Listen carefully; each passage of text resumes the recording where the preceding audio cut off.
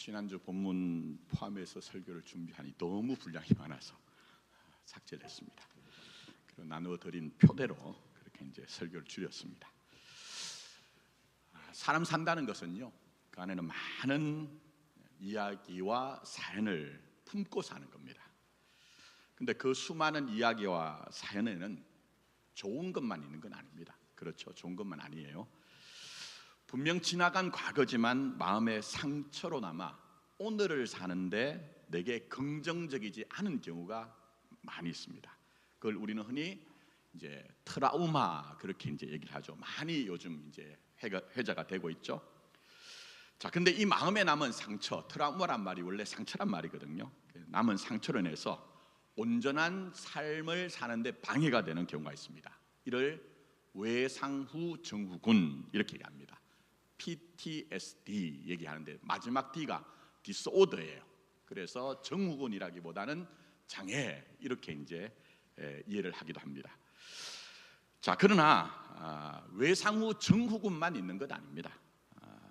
혹시 들어보셨을지 모르지만 외상후 성장, 그러니까 PTG, growth라는 말이 있습니다.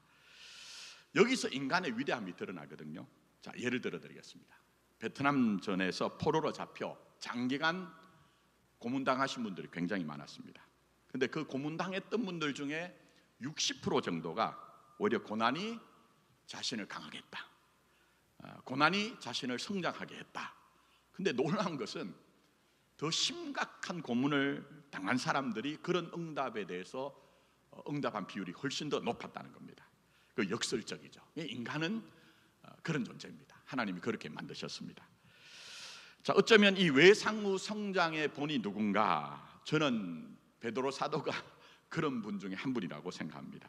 자, 과거 베드로 사도는 밤새 노력을 했으나 물고기를 한 마리도 잡지 못하고 그물을 씻어 말리는 중에 깊은 데로 가서 그물을 던져라 명하시는 주님의 말씀에 전적으로 순종하여 그물을 던졌더니 2배의 가득이 그렇게 잡힌 물고기를 경험합니다. 신적 경험이죠. 신적 경험이에요. 그 어마어마한 신적 경험. 그래서 베드로는 주님의 발 앞에 엎드려서 주여 나를 떠나소서 나는 죄인으로소이다라고 얘기할 수밖에 없었습니다. 그런 베드로에게 주님은 무서워하지 말라, 이제 후로는 내가 사람을 취하리라 그렇게 하셨고, 그래서 베드로는 배도 가족도 뒤로 하고 주님을 따라갔습니다. 그 정도로 절대적이었다는 거예요. 절대적. 우리와는 다르죠. 부분적이지 않습니다. 절대적인 관계였습니다. 그 후 주님을 따르는 과정은 수많은 도전이 있었습니다. 영광도 있었지만 실패도 있었습니다. 자, 예를 들면 가이사랴 빌립보에서 주님께서 너희는 나를 누구나 하느냐 질문하셨습니다. 거기에 대해서 베드로는 뭐라고 합니까? 주는 그리스도시요 살아계신 하나님의 아들이니다 답을 합니다. 그러자 주님께서는 바요나 시몬아 내가 복이 있도다. 이를 내게 알게 하신 것은 알게 한 이는 혈육이 아니요 하늘에 계신 내 아버지시니라. 또 내가 내게 이르노니 너는 베드로라. 내가 이 반석 위에 내 교회를 세우리니 음부의 권세가 이기지 못하리라는 감당치 못할 영광, 축복, 칭찬을 하셨습니다. 그러나 곧이어 예수님께서 자신의 죽음을 예고하시자 베드로는 예수님을 붙들고 항변합니다. 이거 뭐 제가 원어로 전에 설명드렸어요. 그냥 겸손하게 한 거 아니에요. 항변하여 주여 거리하지 마옵소서 이 일이 결코 죽게 미치지 아니하리라고 주님을 강박합니다. 물론 이유는 다른 데 있는 것이 아닙니다. 지난 세월 동안 베드로는 예수님을 쫓으며 직접 하나님의 나라의 말씀을 많이 들었습니다. 수많은 기적을 보며 감격하기도 했습니다. 그러나 하나님의 나라가 임하는 방식이 뭡니까? 하나님 나라가 임하는 방식 많은 분들이 모르더라고요. 십자가와 부활의 방식입니다. 하나님의 나라가 여러분에 임하는 거죠. 십자가의 부활의 방식입니다. 그러나 베드로는 아직 예수님의 십자가 부활을 경험하기 전이기 때문에 여전히 예수님을 어떻게 보느냐, 내 소원, 내 유익을 이루어주는 나를 위한 예수로 이해를 하고 있습니다. 그것이 가득합니다. 그런 마음을 갖고 있는 베드로에게 예수님은 당시 인기가 대단했거든요. 대단하고 이런 분위기로 쭉 가면 베드로 입장에서는요 자신의 소원 성취가 이루어지는 거예요. 근데 정작 자신의 소원을 이루어줘야 되는 예수님이 죽는다고 하시니 이건 뭐 소원 성취는 따놓은 당상이 아니라 자신의 꿈은, 소원은, 바람은 물거품이 될 것이니까 발칵한 겁니다.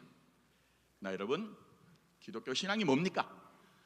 저는 40년 가까이 교회 현장에서 기함을 하고 때로는 탄식을 하고 내가 가야 되는 길이 아직도 뭔가 하는 그런 의문을 가진 것 중에 하나가 너무나 많은 분들이 기독교 신앙을 오해하고 있다는 겁니다. 기독교 신앙은 명분도 아니고 법칙도 아니고 소원 성취 정도가 아닙니다. 그건 예수님께서 보여주신 대로 하나님 아버지께 승복하는 거예요.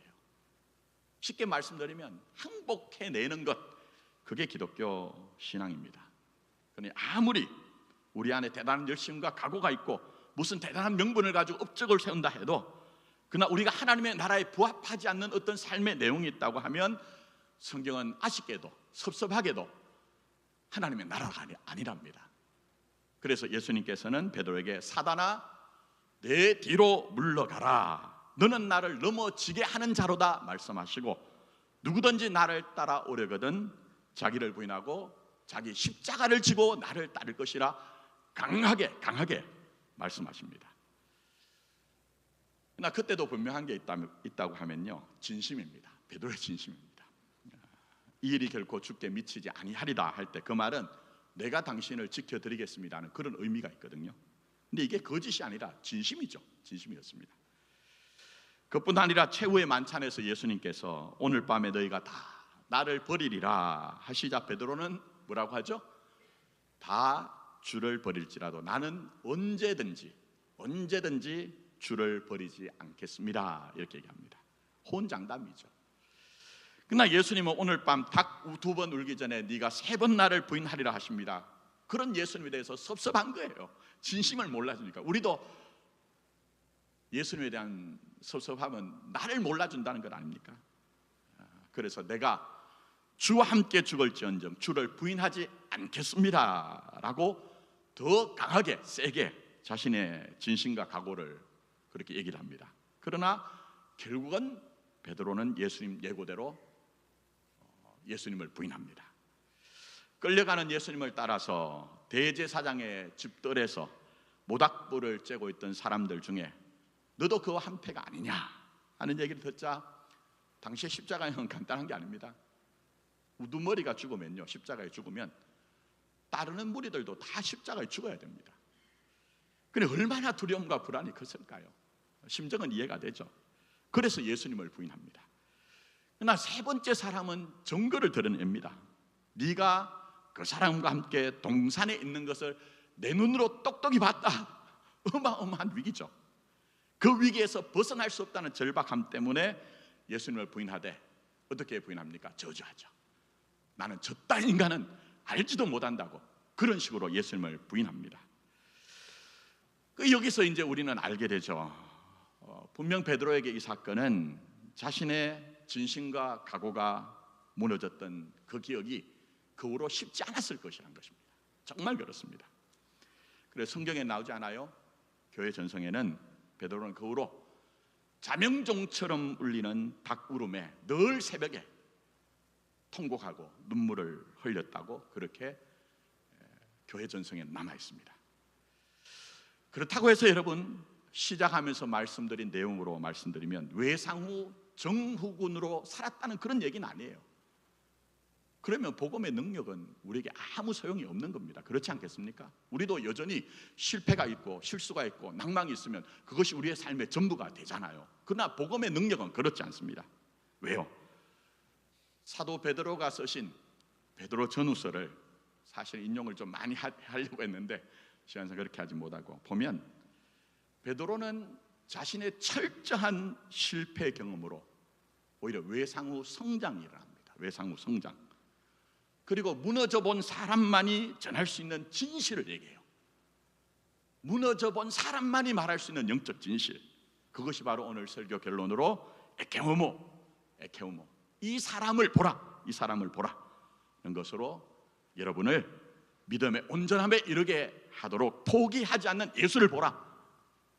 여러분을 정말 믿음의 온전함에 이르게 하는 그 예수님을 보라고 그렇게 베드로 전후서가 우리에게 전하고 있는 겁니다.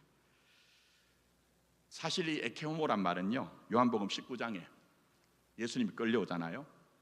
채찍질하고 머리에 가시관을 씌우고 성난 무리들 앞에서 빌라도가 예수님을 가리킨 말입니다. 이 사람을 보라, 에케오모. 이게 라틴어예요. 근데 빌라도가 이 사람을 보라는 것은 뭡니까? 좋은 의미가 아닙니다. 거래의 의미입니다. 거래하는 겁니다.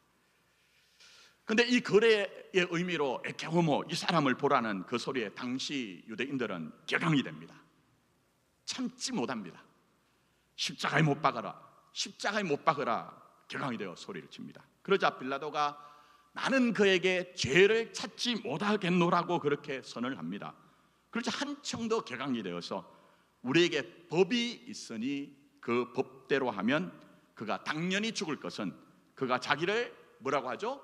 하나님의 아들이라고 자칭하기 때문입니다. 이렇게 얘기합니다. 왜 이 말씀을 성경에 기록했을까요? 모든 인간이 그렇다는 겁니다. 그들만 그런 것이 아니라 모두 다 그렇다는 겁니다. 그러니까 율법이라는 하나님의 기준, 하나님의 뜻을 가지고도 자신이 바라고 원하는 하나님의 아들이 아니면 그 하나님의 아들조차 십자가에 못 박을 수 있는 것, 이게 바로 인간의 본질이요 실력이라는 것을 폭로하고 있는 것이 성경인 것입니다. 자, 그러니 십자가에 못 박으소서, 십자가에 못 박으소서라는 대제사장들과 무리들의 아우성에 대해서 난 교회에 다니지 않으니 그렇지 않다고 안심만 하시면 하나님의 말씀인 성경이 여러분에게는 적용이 안 됩니다. 절대 그렇게 될 수 없습니다. 그래서 제가 지난 목요일 새벽에 로마서 1장 19절에서 23절 말씀 인용했죠. 자, 그게 이렇게 나옵니다. 이는 하나님을 알만한 것이 그들 속에 보임이라. 하나님께서 이를 그들에게 보이셨느니라. 창세로부터 그에 보이지 아니한 것들 곧 그의 영원하신 능력과 신성이 그가 만드신 만물에 분명히 보여 알려졌나니 그러므로 그들이 핑계하지 못할지니라. 하나님을 알되 하나님을 영화롭게 아니하며 감사하지도 아니하고 오히려 그 생각이 허망하여지며 미련한 마음이 어두워졌나니 스스로 지혜 있다 하나 어리석게 되어 썩어지지 아니하는 하나님의 영광을 썩어질 사람과 새와 짐승과 기어다니는 동물 모양의 우상으로 바꾸었느니라 말씀해서 우상은 허상이라고 제가 말씀드렸습니다. 그러니까 우상을 이해하실 때에 어떤 상을 만들어 놓고 그 앞에 손이 발이 되도록 비는 것만 우상 숭배라고 이해하실 것이 아니라 허상, 구원을 주는 실체가 아니라는 얘기예요. 근데 내가 원하는 소원, 내가 바라는 영광만을 하나님의 자리에 놓고 끝까지 절대 포기하지 못하면 그것을 우상 숭배다. 성경은 그렇게 얘기를 하고 있는 것입니다. 자, 그러면 보이는 게 있죠? 그게 뭡니까? 십자가 죽음을 말씀하시는 예수님을 가로막아선 베드로의 모습이 그렇죠. 진짜 하나님의 아들이신 예수님이 하나님의 나라로 오신 그 의미를 그때는 알지 못했기 때문에 그렇게 하시면 안 된다고, 당신이 그렇게 죽으면 내 소원을 이룰 수 없다고 그렇게 막아선 베드로가 바로 그런 모습이죠. 그건 오늘도 누구나 다 그렇습니다. 예수 만나기 전에는요 다 그렇습니다. 예수의 십자가 부활에 연합하여 그 십자가 부활을 통과하기 전에는 누구나 다 그렇습니다.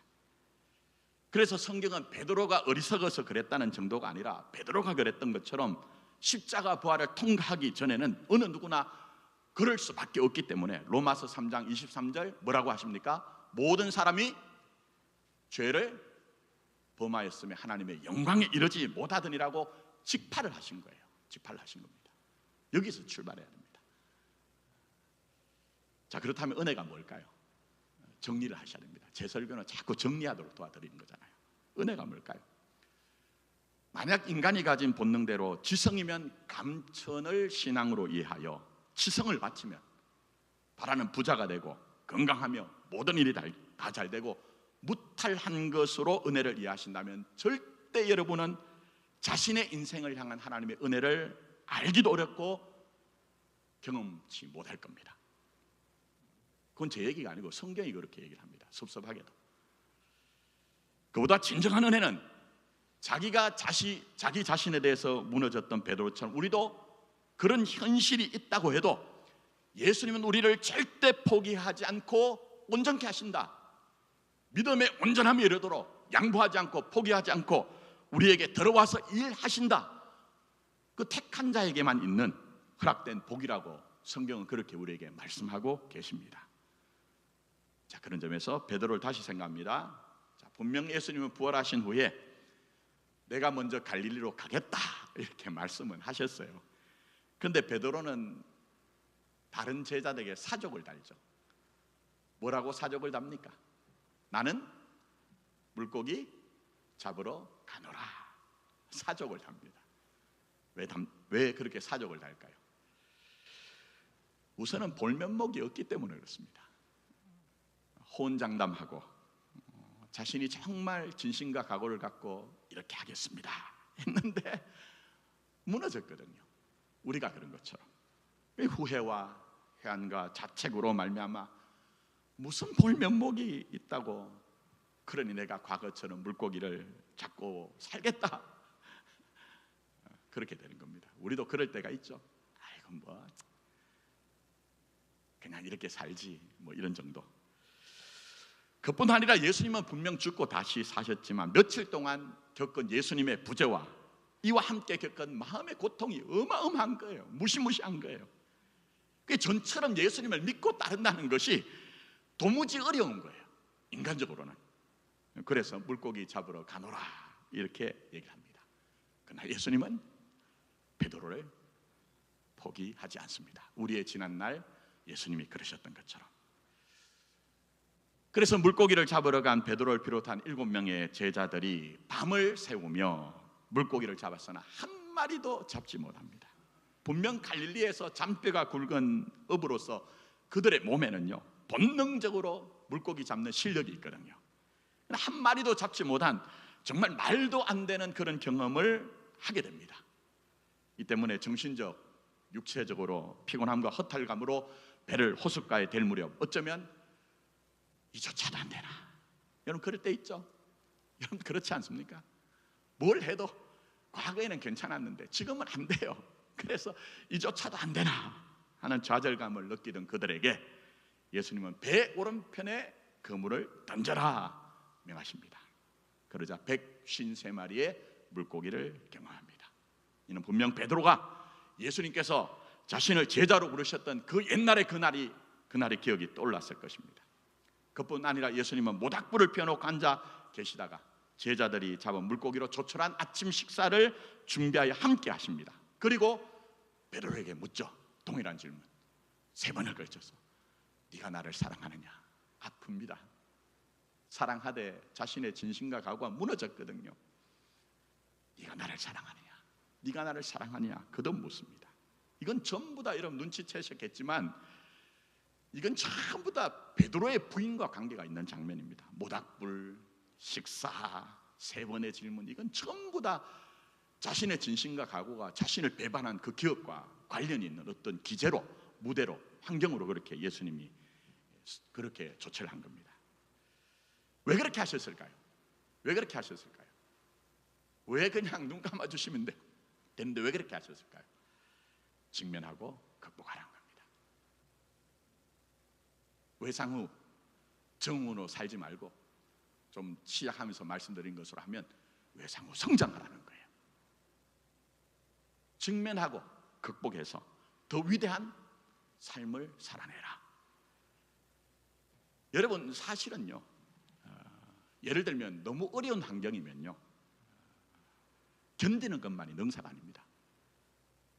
외면하고 도망가는 것도 방법입니다. 저는 상담할 때 그렇게 했습니다. 어떤 분들은 자꾸 신앙이 명분이 돼가지고 견디는 것만이 방법이라고 생각하는데 그렇지 않습니다. 그러나 궁극적으로는 외면이나 도망이 아니라 직면할 때만 성장이 됩니다. 극복이 됩니다. 자, 예를 들어드리면 이렇습니다. 진짜 제가 예전에 상담했던 케이스입니다. 이런 상담 케이스는 너무너무 비일비재합니다. 어릴 때부터 아버지의 폭력에 노출되었던 한 여성이 가족과 연을 끊었습니다. 도망 나왔습니다. 집을 나와 어렵게 고군분투하는 삶을 살다 어떤 남자를 만났어요. 모시매를. 근데 그 남자는 아버지와는 정반대인 거예요. 정반대. 그래 호감을 느꼈고 사귀었고 결혼을 했는데, 결혼해서 살다 보니까 우리 아버지예요. 그대로예요. 왜 그럴까요? 물리적으로는 아버지를 피해 도망을 했습니다. 그러나 내적으로 아버지가 싫다고 보니까 아버지와 관련된 것을 전부 다 밀어낸 거예요. 전부 다 밀어낸 겁니다. 그 아이러니하게도 그렇게 밀어낸 것 때문에 자신이 만난 상대의 전부를 보지 못한 겁니다. 전부를 보지 못한 겁니다. 아버지에 반대되는 것만 그는 그렇게 본 겁니다. 만약 그 여성이 아버지를 밀어내지만 낸 것으로만 해결하지 않았다고 하면요, 분명 다른 선택과 결과를 낳았을 것입니다. 그러나 문제는 뭡니까? 사람은 자라보고 놀란 것은 어떻게 해요? 소뚜껑 보고 놀란다고. 누구나 자신 안에 있는 그림자, 어두운 그림자를 직면하는 것이 스스로는 쉽지가 않습니다. 그게 인간입니다. 그래서 베드로도 나는 물고기 잡으러 가노라 그렇게 얘기를 한 거예요. 그러나 예수님은 쫓아 들어오십니다. 저는 그 경험이 있습니다. 어제도 경험했습니다. 나중에 제가 설교할 때 기회가 되면 말씀드리겠습니다. 제 안에 있는 어두운 그림자가 저를 붙잡고 있어서 정말 한 발자국도 나가지 못하는데 하나님이 쫓아 들어와서 해결하신 부분이 있습니다. 기대하십시오. 오늘은 말씀 못 드리고. 예수님은 베드로에게 쫓아 들어와 직면을 시켜 외상후 정후군이 아니라 외상후 성장을 이루도록 은혜를 베푸셨습니다.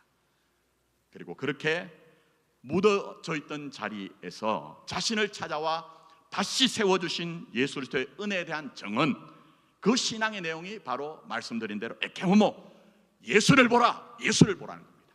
예수를 보라. 자, 읽은 베드로전서 4장 1절 보십시오. 고난 가운데 있던 초기 교회 성도들에게 보낸 서신, 이제 베드로전서 4장 후반부, 베드로전서의 후반부예요. 시작하면서 뭐라고 얘기합니까? 그리스도께서 이미 육체의 고난을 받으셨으니 라고 하여 십자가에서 육체의 고난을 받으신 예수님을 강조합니다. 자, 그러면서 이렇게 얘기하죠. 너희도 같은 마음으로 갑옷을 삼으라고 하시는데, 사도 바울의 경우에는요 신앙의 핵심을 연합으로 이해를 시킵니다. 자, 그러니까 십자가에 못 박히신 예수와 나를 동일시하는 거예요. 사도 바울은 그것을 사망조차, 죽음의 세력을 붙들고 있는 세상을 이기는, 극복하는 비결이라고 하나만 얘기합니다. 그렇게 얘기합니다. 근데 베드로 사도께서도 이 동일한 진리를 같은 마음으로 갑옷을 삼으라고 해서 십자가에 못 박혀 고난받고 죽으신 예수님 입장을 갑옷처럼 입으라는 거예요. 갑옷처럼 입으라는 겁니다.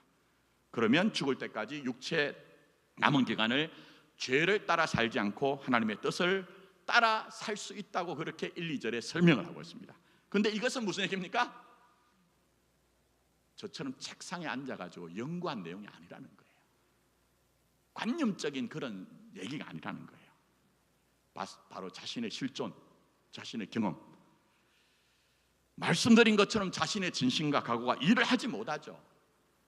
자신의 진심과 각오가 무너진 것 때문에 더 이상 자신이 자기에게 의지의 대상이 되지 못하기 때문에 물고기를 잡으러 가노라 하는 그 자리까지 쫓아 들어와서 사랑을 베풀어 주심으로 말미암아 그 사랑 때문에 무너진 자리에서 일어나서 다시 시작하였기 때문에 당시에 예수 믿는 것 때문에 극심한 고난을 당하는 성도들에게 이런 얘기를 할 수가 있는 것입니다. 신앙이 뭡니까? 뭘 바라봐야 됩니까? 뭘 바라봐야 됩니까 도대체? 지난 그 긴 세월 속에 우리가 겪은 그 신산스럽고 고단하고 정말 비참하고 때로는 내 인생이 참 이렇게 쪼그라들 수 있는가 하는 그런 세월들 속에서, 사연과 여건 속에서 우리가 뭘 바라봐야 되는 것입니까? 우리를 온전케 하시는 예수만 바라봐야 되는 겁니다. 에케호모. 그게 바로 우리의 신앙의 내용입니다.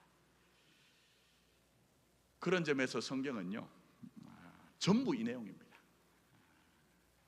구약이 있죠. 구약은 오실 그리스도에 대한 내용이 담겨져 있거든요. 오실 그리스도. 근데 그 가운데 대표적으로 표에 나오죠. 제가 성경 일과, 성서 일과를 52주를 만들어 드렸는데 예레미야 32장에 보면 도무지 희한한 장면이 나옵니다. 희한한 장면. 오늘 이제 성경 일과예요.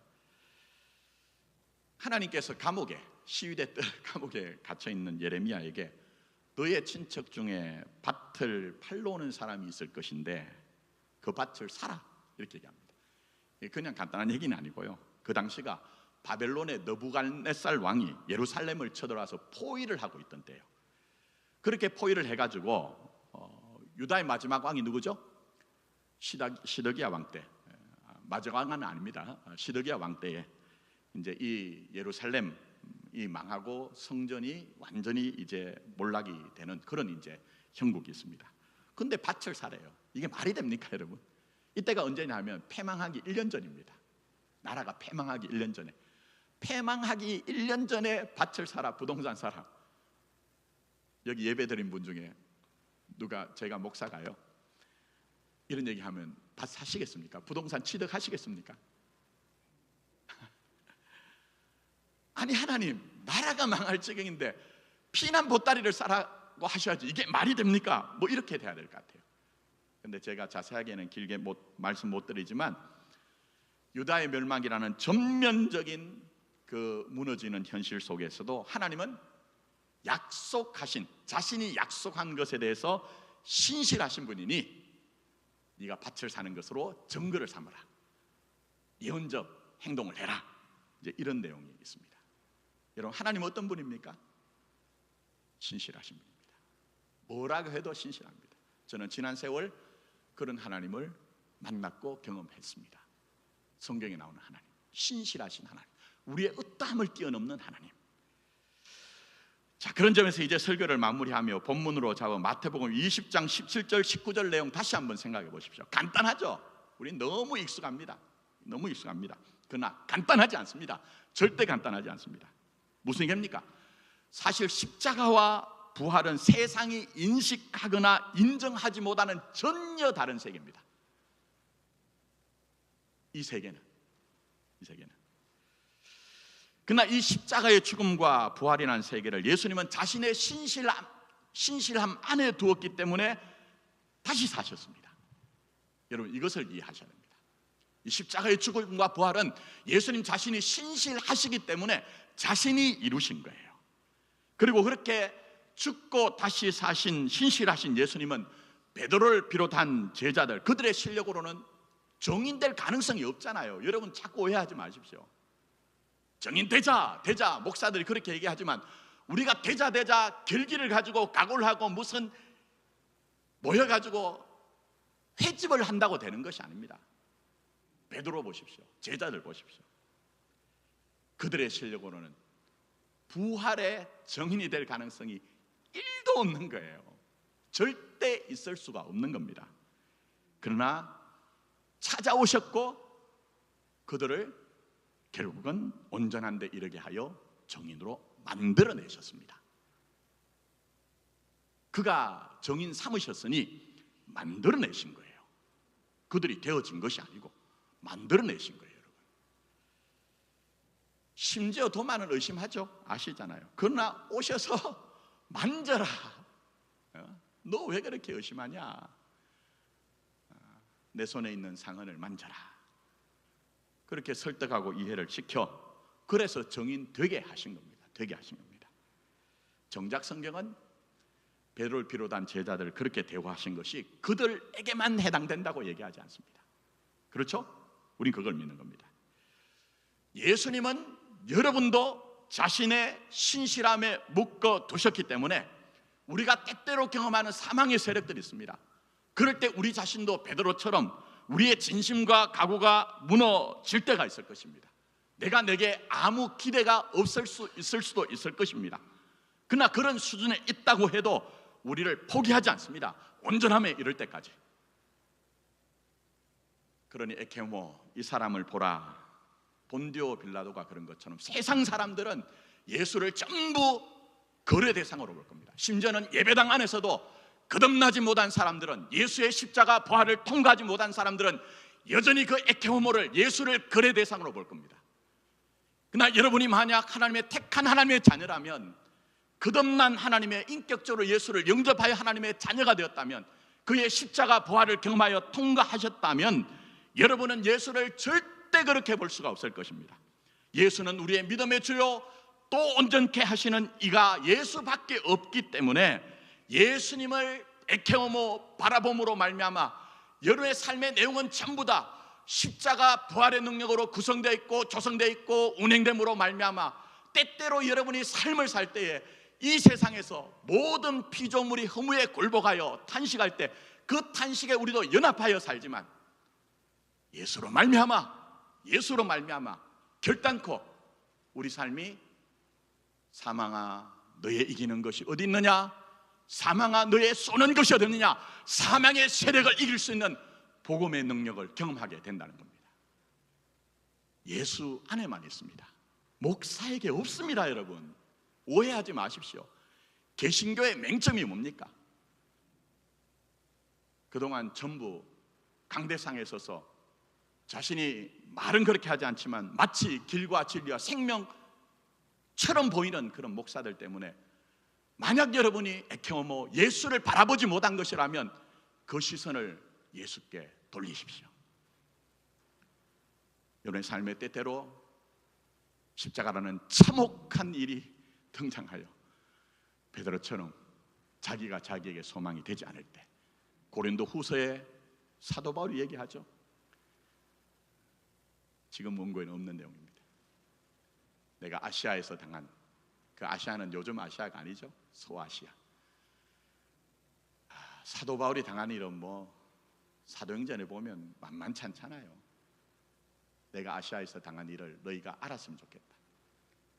그때 나도